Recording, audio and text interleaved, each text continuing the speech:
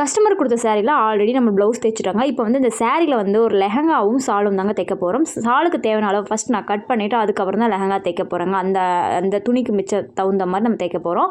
இப்போ வந்து லென்த்தையும் அதே மாதிரி மார்க் பண்ணிவிட்டு நான் கட் பண்ணிக்கிறேன். கட் பண்ணதுக்கப்புறம் இந்த நார்மல் நீடில் வந்து இந்த மாதிரி நூல் கோத்து இந்த மாதிரி ஸ்டிச் பண்ணிக்கோங்க.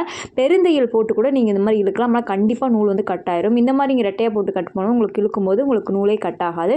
இந்த மாதிரி பாருங்கள், நான் தைச்சதுக்கப்புறம் இப்படி இழுக்கும்போது உங்களுக்கு குட்டி குட்டியாக ஃபீட் ரொம்பவே சூப்பராக ஈவனாக வந்துருங்க. இப்போ இதுக்கு மேலே நம்ம என்ன பண்ண போகிறோம்னா, லைனிங் துணி வந்து இந்த மாதிரி நீங்கள் அது பெரிய ஃப்ளீட்டாக கூட நீங்கள் வச்சு ஸ்டிச் பண்ணிக்கலாம். வச்சு வந்து நம்ம ஜாயின் பண்ணிக்கலாம். இப்போ பாருங்களேன், இப்போ நான் அது மாதிரி வந்து நீங்கள் ஜாயின் பண்ணிங்கன்னா ரொம்பவே நீட்டாக வந்துடும்.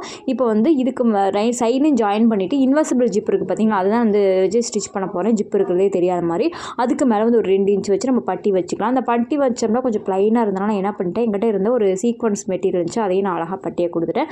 ஃபைனல் ரொம்பவே சூப்பராக இருந்துச்சு. ஒரு சாரியில் எவ்வளோ சூப்பராக வந்திருக்கு பார்த்தீங்களா. பிடிச்சிருந்தா லைக் பண்ணுங்கள், ஷேர் பண்ணுங்கள். வரட்டுங்களா, பாய்.